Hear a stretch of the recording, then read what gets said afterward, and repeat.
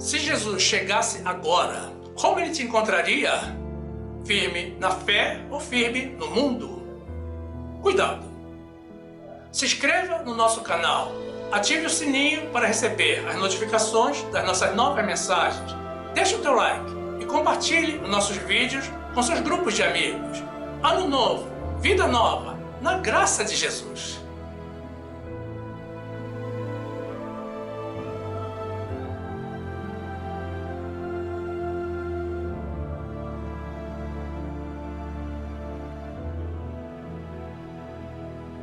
Busquemos a Deus, mas busquemos com fé.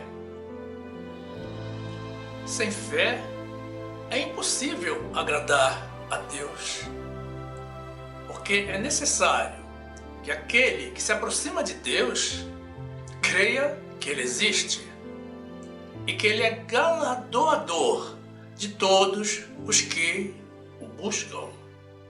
Deus tem galardão para cada filho fiel.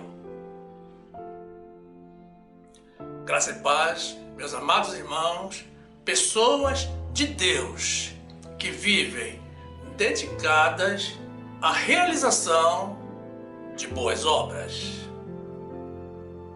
A palavra de Deus nos diz assim, no livro de Hebreus, capítulo 9, versículo 11.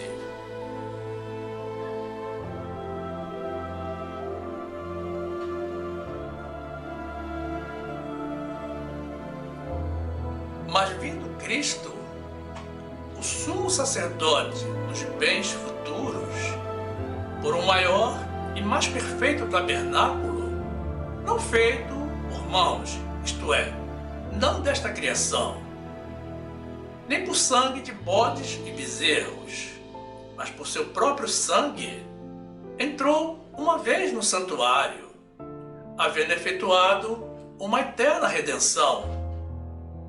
Porque, se o sangue dos touros e bodes e a cinza de uma novilha esparzida sobre os imundos os santifica quanto à purificação da carne, quanto mais o sangue de Cristo, que pelo Espírito Eterno se ofereceu a si mesmo, imaculado a Deus, purificará as vossas consciências das obras mortas para servirdes ao Deus vivo.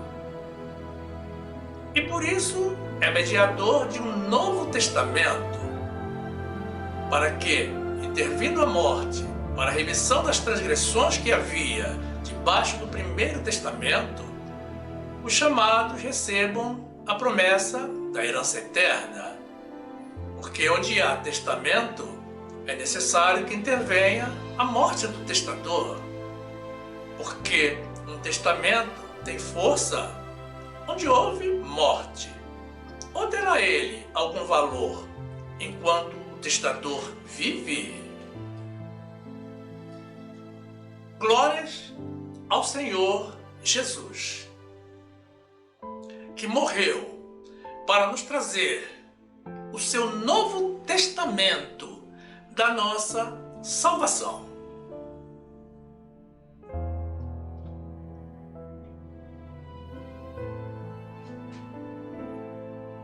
Meu amado irmão, minha amada irmã, que esta palavra firme o teu coração nas verdades de Deus, no nome de Jesus.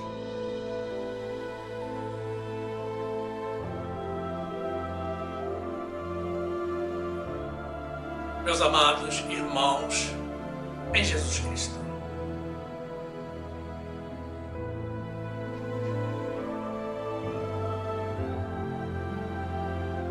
é preciso crer e valorizar a palavra de Deus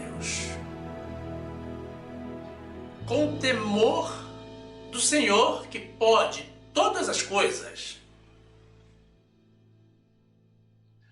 No livro de Eclesiastes, encontramos uma declaração de Salomão, o escritor do livro, de que há esperança para os que estão entre os vivos.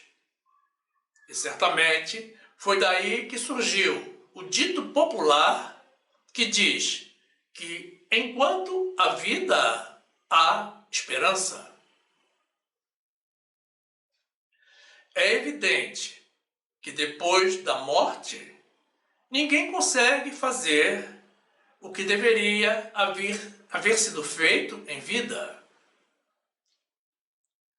A morte do ser humano é o fim de um ciclo de vida, mas será para muitos o início de um novo ciclo em condições totalmente diferentes das atuais. Mas para outros, meus irmãos, será apenas o fim. Morte significa fim. O que morreu, morreu. Seja uma pessoa, um animal, uma ideia, um relacionamento ou um conceito. Precisa ser sepultado e deixado para trás, para que a vida siga o seu curso. O ser humano não foi feito para a morte. E ninguém gosta de morte e nem de fim, muito embora ambos sejam inevitáveis. Essa nossa carne, que veio do pó, para o pó irá retornar. Razão pela qual é mais sábio, da nossa parte, investirmos no Espírito, seguindo à risca as orientações de Deus. Porque existe uma promessa e uma esperança de uma vida eterna, uma vida espiritual, com um novo corpo espiritual. Quem anda fazendo mais e mais cirurgias plásticas para corrigir o próprio corpo está investindo mal. Porque se for uma pessoa de Deus, vai receber um corpo totalmente novo. E se não for de Deus, está também investindo mal, muito mal, em todos os sentidos. Mas existe outro dito popular, e esse não é bíblico, mas é verossimilhante, que diz assim: rei morto, rei posto.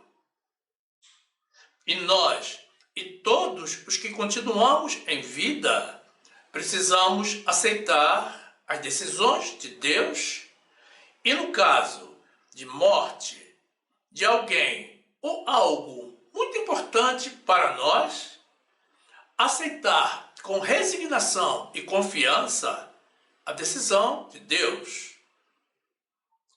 Jó nos deixou um ótimo exemplo a esse respeito, quando, depois de haver perdido no mesmo dia as suas fazendas, os seus gados e os seus filhos, se lançou em terra e adorou ao Senhor, reconhecendo em Deus o direito tanto à vida quanto à morte.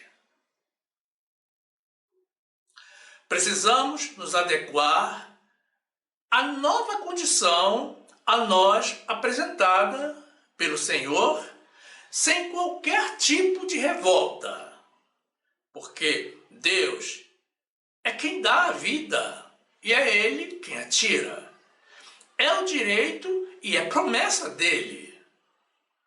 E mesmo estando sofrendo e abatidos, louvemos a Deus com as nossas vozes e nos nossos corações.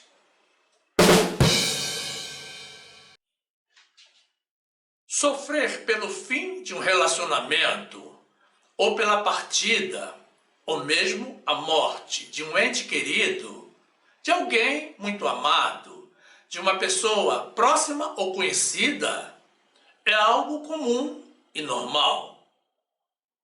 O ser humano foi criado para viver em sociedade e para ter a vida eterna.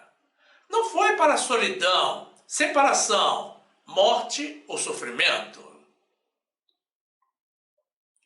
Após haver criado Adão, Deus reconheceu que não é bom para o homem estar só. E então Deus trouxe companhia para Adão, uma ajudadora idônea. E assim é como tem sido até os dias de hoje. O homem precisa da mulher e a mulher do homem. E ambos precisam dos irmãos e de Deus.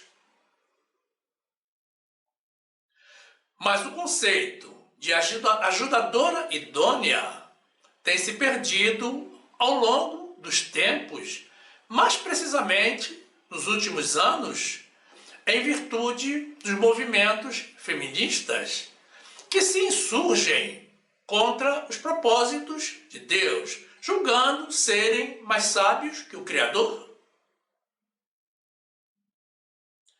Adão e Eva foram postos pelo Senhor no paraíso, no jardim do Éden, e tinham tudo o que necessitavam, inclusive a vida eterna. Mas toda essa regalia foi perdida devido à entrada do pecado no mundo. O que se perde nem sempre é recuperável. O que morreu, morreu. E nem tudo a que Deus dá fim interessa a ele ressuscitar. Jó 1:20. Então Jó se levantou e rasgou o seu manto, e rapou a sua cabeça, e se lançou em terra e adorou.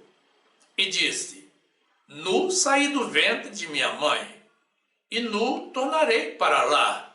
O Senhor o deu, o Senhor o tomou. Bendito seja o nome do Senhor. Eclesiastes 9:4. Ora, para aquele que está entre os vivos há esperança, porque melhor é o cão vivo do que o leão morto. Gênesis 3:19. No suor do teu rosto comerás o teu pão, até que te tornes a terra, porque dela fostes tomado, porque és pó, e em pó te tornarás. Gênesis 2:18. E disse o Senhor Deus: Não é bom que o homem esteja só. Far-lhe-ei uma ajudadora idônea para ele. Gênesis 2:20. Adão pôs os nomes a todo o gado, e às aves dos céus, e a todo animal do campo, mas para o homem não se achava ajudadora idônea. Então o Senhor Deus fez cair um sono pesado sobre Adão, e este adormeceu, e tomou uma das suas costelas, e cerrou a carne em seu lugar. E da costela que o Senhor Deus tomou do homem, formou a mulher, e trouxe-a a Adão. Glórias a Deus. Louvado seja o Senhor, que nos trouxe mulheres ajudadoras idôneas.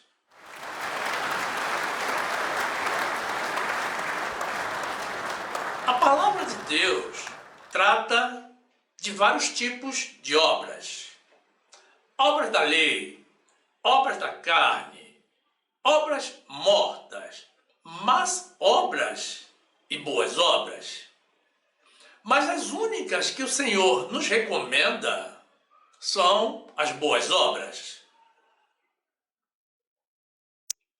As obras da lei foram úteis para os judeus enquanto a lei estava viva.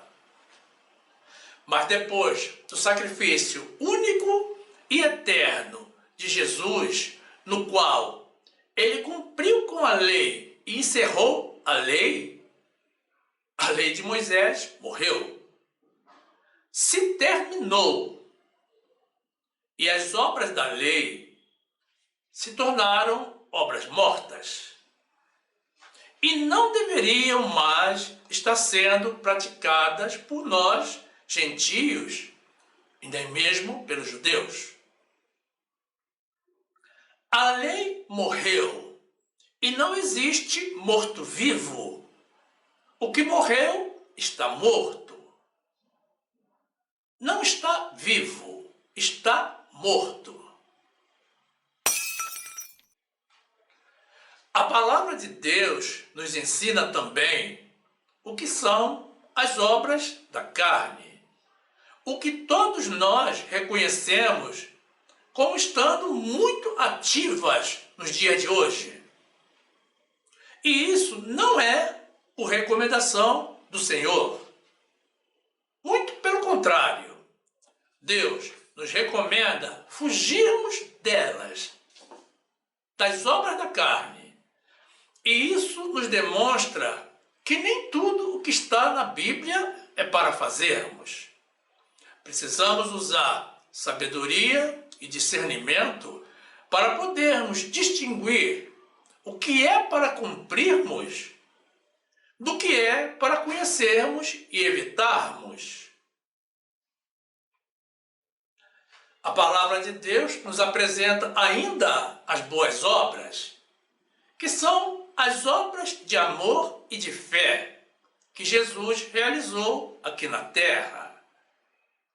E o fruto do Espírito gerado pelas boas obras que nós realizamos na nossa vida em espírito, da forma como Deus nos recomenda. Deus não nos quer vivendo na carne, porque quem vive na carne produz obras da carne, ou obras más, ou obras mortas. Romanos 10, 4. Porque o fim da lei é Cristo, para a justiça de todo aquele que crê. Gálatas 5, 19. Porque as obras da carne são manifestas, as quais são adultério, prostituição, impureza, lascívia, idolatria, feitiçaria, inimizades, porfias, emulações, iras, pelejas, dissensões, heresias, invejas, homicídios, bebedices, glutonarias e coisas semelhantes a estas, acerca das quais vos declaro, como já antes vos disse, que os que cometem tais coisas não herdarão o reino de Deus. Gálatas 5, 22. Mas o fruto do Espírito é amor, gozo, paz, longanimidade, benignidade, bondade, fé, mansidão, temperança. Contra estas coisas não há lei. Tito 3, 8. Fiel é a palavra, e isto quero que deveras afirmes, para que os que creem em Deus procurem aplicar-se às boas obras.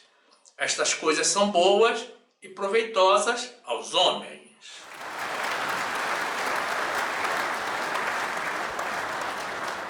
As más obras ou obras más são o oposto das boas obras. E a palavra de Deus nos diz que elas são realizadas não para Deus, mas para o maligno.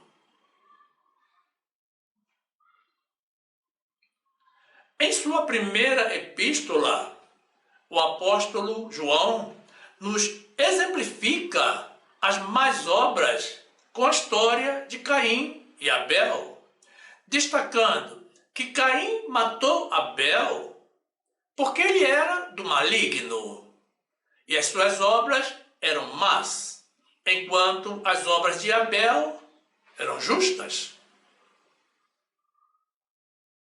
Isso explica porque Deus se agradou da oferta de Abel e a recebeu, mas não atentou para a oferta de Caim, como veremos no trecho do livro de Gênesis que apresentaremos na sequência. 1 João 3:12. Não como Caim, que era do maligno, e matou a seu irmão. E por que causa o matou? Porque as suas obras eram más, e as de seu irmão justas.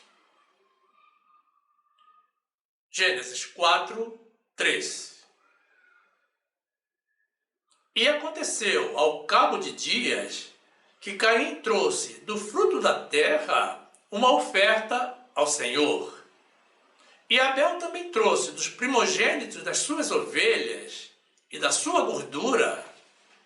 E atentou o Senhor para Abel e para a sua oferta, mas para Caim e para a sua oferta não atentou. E irou-se Caim fortemente, e descaiu-lhe o semblante. No trecho inicial que apresentamos do livro de Hebreus, capítulo 9, temos nos versículos 11 a 12 o escritor, que muitos creem ter sido o apóstolo Paulo, falando da magnífica obra de Jesus Cristo, quando ele veio a este mundo para cumprir com a sua missão de amor e se tornar o sumo sacerdote dos bens futuros de um maior e mais perfeito tabernáculo espiritual por nós. E que essa conquista não foi realizada pelo sangue de bodes ou bezerros, como era a prática daquela época, mas ele usou o seu próprio sangue, o seu sangue precioso, o seu sangue divino. E diferentemente dos sumos sacerdotes carnais, que de tempos em tempos, em épocas determinadas, tinham que entrar no santuário para oferecer sacrifícios a Deus, para a purificação do povo, Jesus realizou uma única, eterna redenção por nós, pelos nossos pecados. Ele pagou com a própria vida, com o seu próprio sangue, o preço das nossas iniquidades. Ele zerou as nossas dívidas e, assumindo o nosso sacerdócio espiritual, nos purificou pela nossa fé.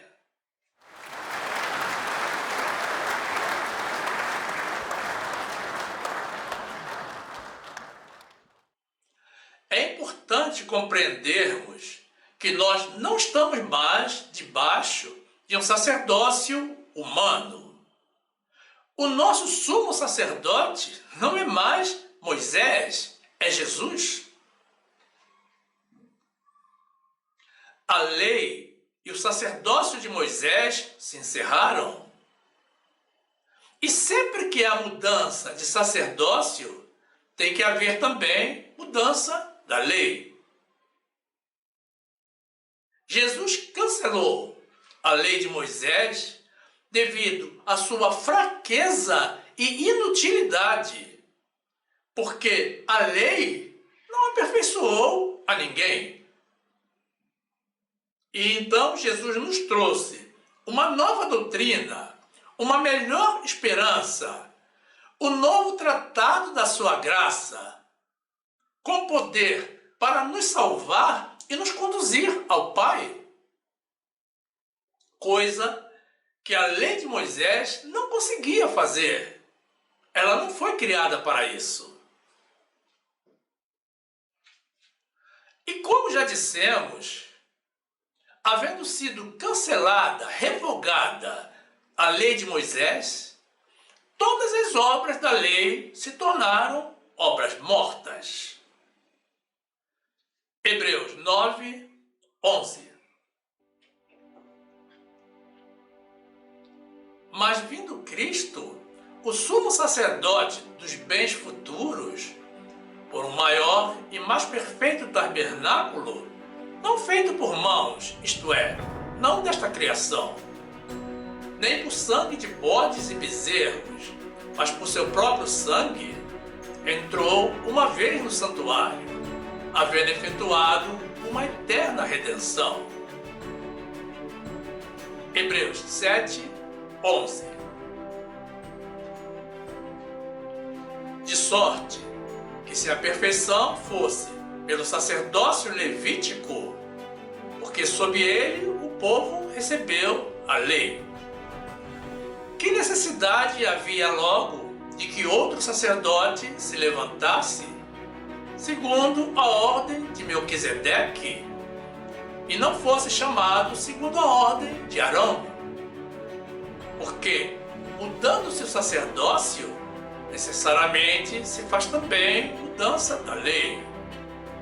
Porque aquele de quem estas coisas se dizem pertence a outra tribo, da qual ninguém serviu ao altar. Visto ser manifesto que nosso Senhor procedeu de Judá, e concernente a esta tribo, nunca Moisés falou de sacerdócio. E muito mais manifesto é ainda, se, à semelhança de Melquisedeque, se levantar outro sacerdote, que não foi feito segundo a lei do mandamento carnal, mas segundo a virtude da vida incorruptível.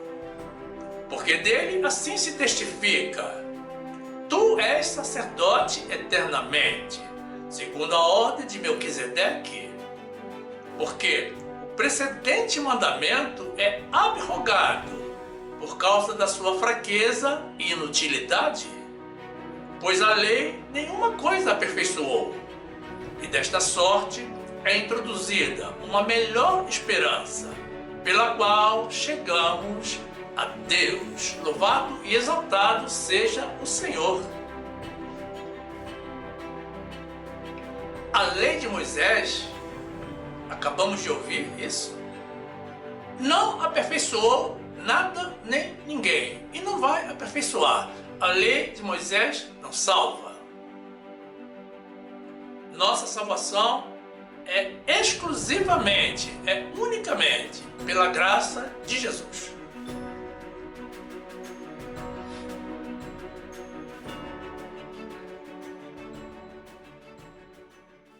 Nos versículos 13 a 14, Paulo, ou quem quer que tenha sido o escritor do livro de Hebreus, comparando os sacrifícios requeridos pela lei de Moisés com o sacrifício único e eterno realizado por Jesus, destaca quão vantajoso é vivermos no novo tratado da graça de Jesus.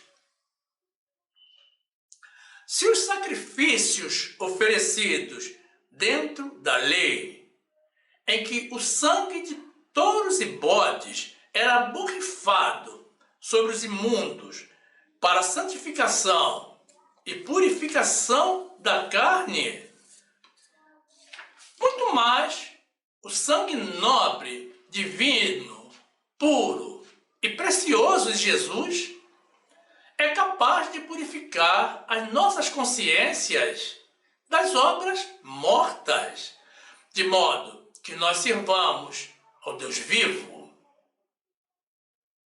Isso significa, irmãos, que quem está no novo regime doutrinário da graça de Jesus, no novo tratado da graça, servindo ao nosso Deus vivo e presente, não pode se dedicar à realização de obras mortas.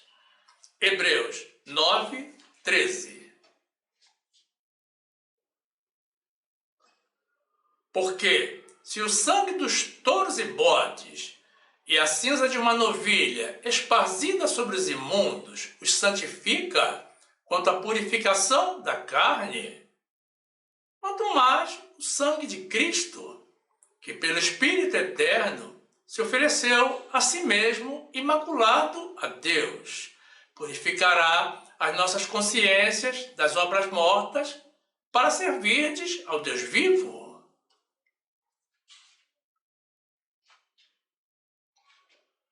Testamento é a manifestação da última vontade de uma pessoa para, depois da sua morte, ser aplicada no todo ou em parte de seus bens. É o documento oficial de designação dos destinatários de uma herança. É a definição dos herdeiros do seu patrimônio, segundo os estabelecimentos legais de cada país. Nos versículos 15 a 17, o autor nos confirma que Jesus é mediador de um novo testamento, de modo que nós possamos receber a promessa da herança eterna. E esclarece que foi necessário a morte de Jesus para validar o seu testamento, porque nenhum testamento tem valor enquanto o testador vive. Não é assim? Hebreus 9, 15. E por isso é mediador de um novo testamento, para que, intervindo a morte para a remissão das transgressões que havia debaixo do primeiro testamento, os chamados recebam a promessa da herança eterna.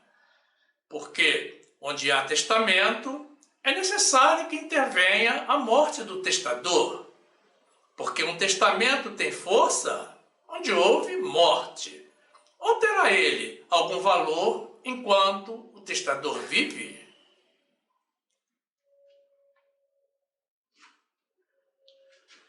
Mas quais seriam as obras mortas na prática?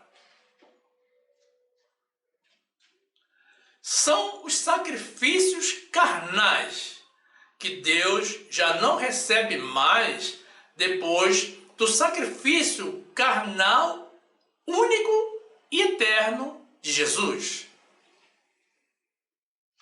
São as obras da extinta lei de Moisés, que muitos irmãos realizam pensando que estão agradando a Deus.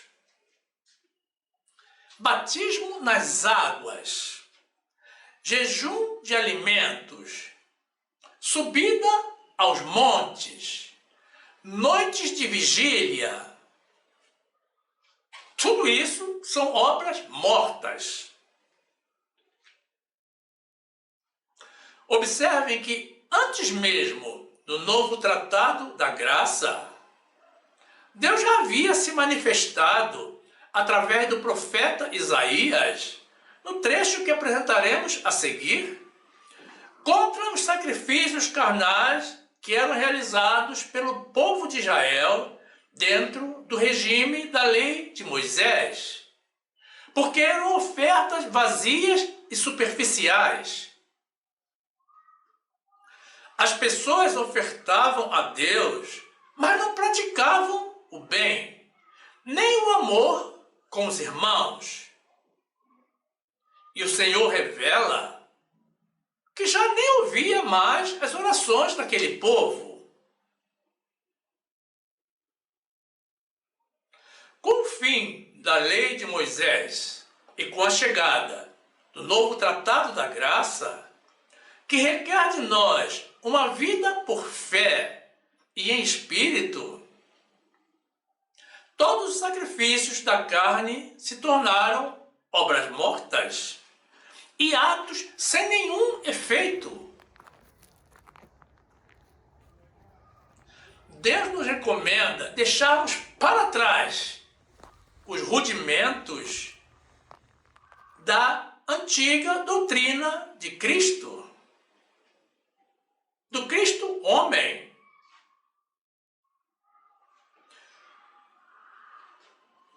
Deus está falando da lei de Moisés. E ele recomenda que avancemos para a perfeição, não voltando à prática das obras mortas e da fé em Deus.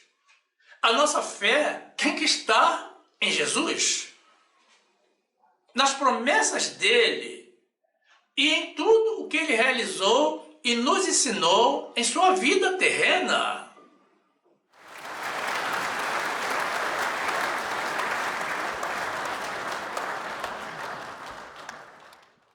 E o autor exemplifica, então, as obras mortas. A doutrina dos batismos, a imposição das mãos, a ressurreição dos mortos, que hoje é uma das bases do Espiritismo, e o juízo eterno, já que não há mais condenação para os que estão em Cristo Jesus. Nós já passamos da morte para a vida eterna. Mas Deus nos esclarece ainda que os que se dedicam às obras mortas, mesmo que não percebam, estão anulando a obra de Jesus. O estão crucificando de novo.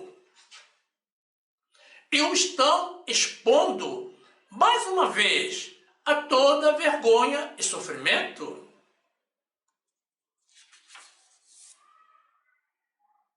Quem está vivendo na carne, meus irmãos, está como inimigo de Deus. A inclinação para a carne é morte. Mas a inclinação para o espírito é vida e paz.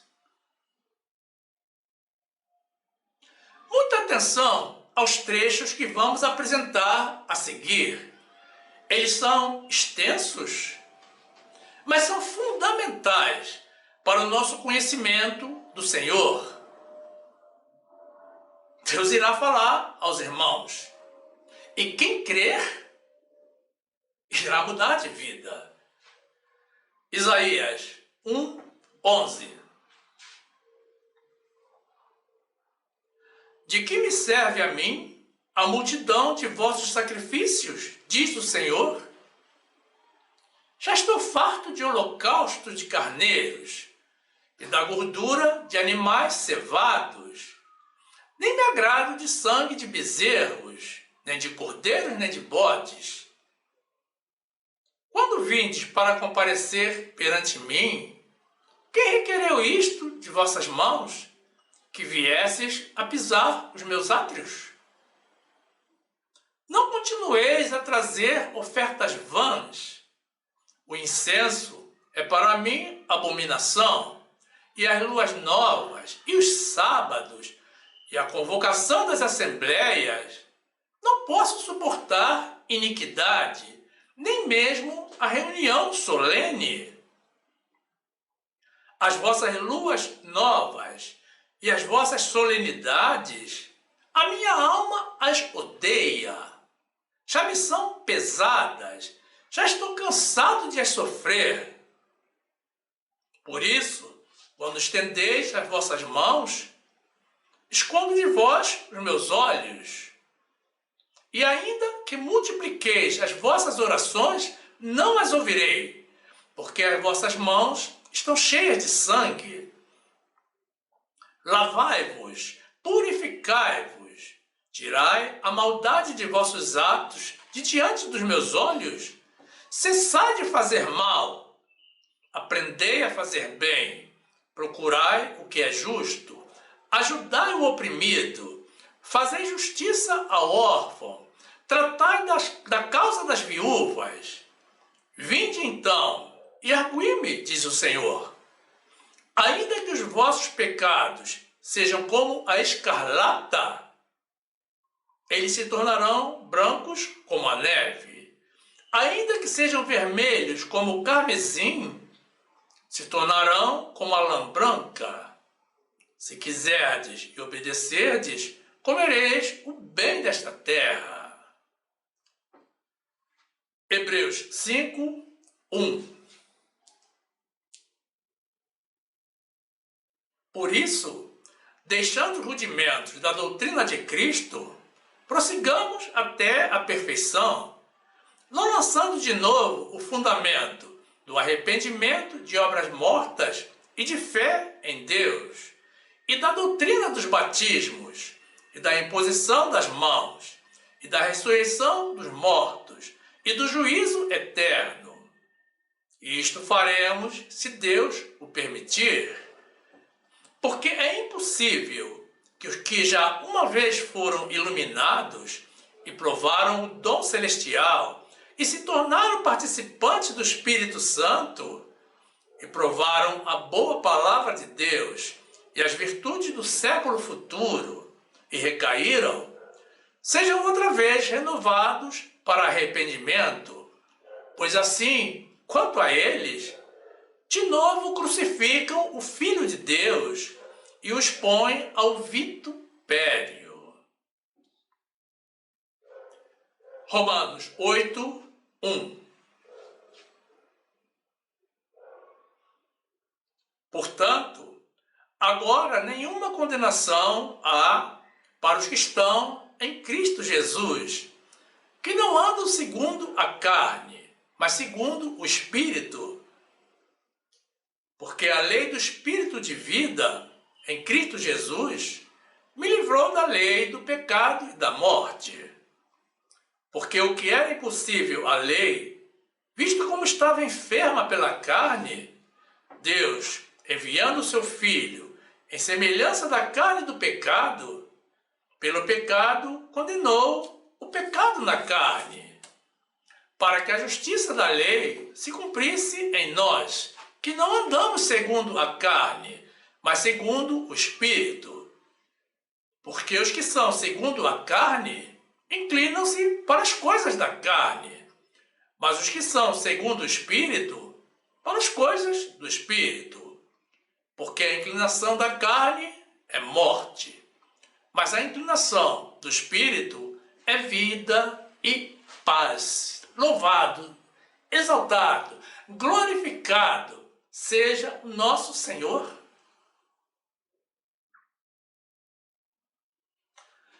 Meus irmãos, temos que viver em espírito.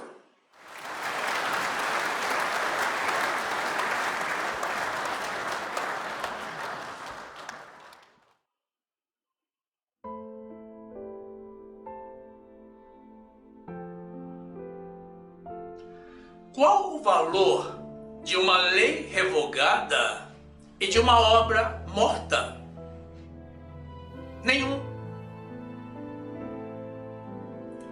Mas o fato de alguém insistir seguindo uma lei extinta e realizando obras mortas pode parecer, para algumas pessoas, algo simples e inofensivo, mas não é.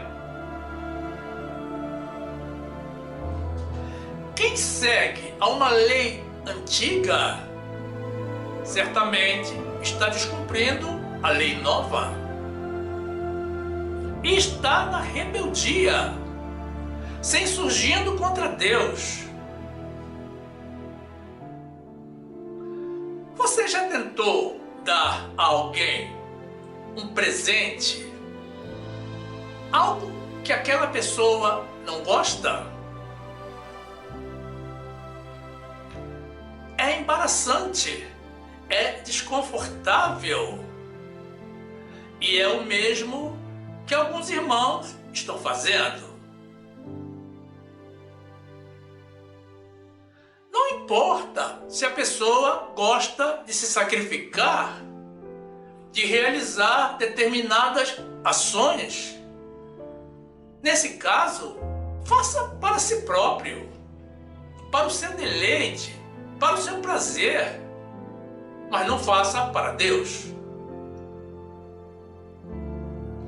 Não dê a Deus aquilo que Ele não quer receber.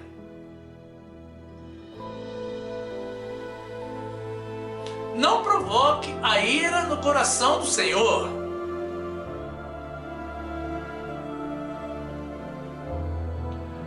E vejo que não há simplicidade alguma nesse ato de rebeldia, porque qualquer desobediência a Deus é pecado e é a negação de toda a obra realizada por Jesus.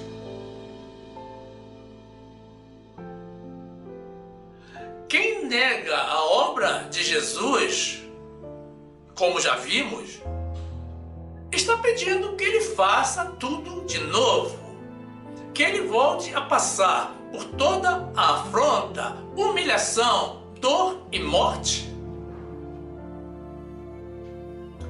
Meus irmãos, Jesus realizou a sua obra uma vez para sempre. Ele não irá fazer de novo. Ou cremos, ou não cremos nele e na sua obra. Não existe um em cima do muro. Quem está em cima do muro não crê. Jesus está voltando, meus irmãos, mas não é para ser crucificado de novo, mas para julgar o mundo pelos seus atos. E não é para ouvir desculpas e justificativas vazias. Deus nos deixou a sua palavra e agora precisamos usar a fé, que também é um dom que Ele próprio nos dá, e obedecê-lo.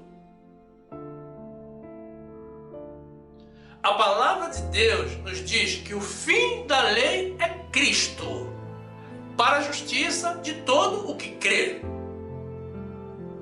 Então, meus irmãos, precisamos definir se cremos mesmo ou não. Seguir imitando aos judeus na prática do judaísmo é uma prova da falta de fé.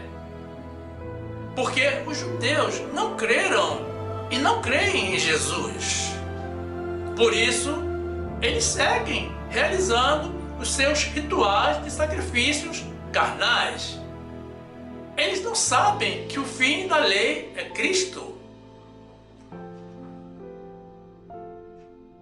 Nós não podemos ter uma confissão de fé em Jesus quando os nossos atos nos desmentem. É difícil enganar ao Senhor, meus irmãos. É impossível, na verdade. Quem crê em Jesus obedece a Ele. Falemos a verdade e pratiquemos a verdade. Moisés não salva a ninguém. Jesus e a sua palavra são o caminho, a verdade e a vida eterna. Toda honra e toda glória sejam dadas ao nosso Senhor, ao nosso Rei, ao nosso Deus, ao nosso sumo sacerdote, Jesus.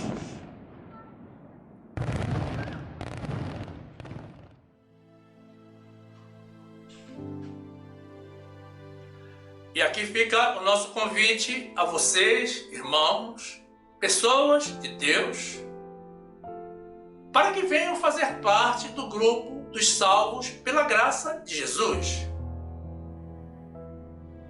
Quem estiver nos assistindo pelo YouTube, já tem o botão inscrever-se aqui embaixo, para se filiar ao nosso canal. Mas quem estiver nos assistindo de outra plataforma, Basta tocar na imagem circular, na graça de Jesus, que irá aparecer ao final. Se inscreva e ative o sininho para receber as notificações das nossas novas mensagens e tenha total acesso ao acervo do nosso canal, que já conta com mais de 400 mensagens e vídeos publicadas. Cresça conosco no conhecimento da Palavra de Deus. E certamente você também vai se interessar por algumas das mensagens que iremos sugerir ao final. Toque na imagem do vídeo para ser direcionado. Faça assim. Fique conosco. Viva as verdades de Deus. E fique na graça e na paz do nosso Senhor e Salvador Jesus Cristo, obedecendo a Jesus, fazendo a vontade do Senhor, hoje e eternamente. Amém.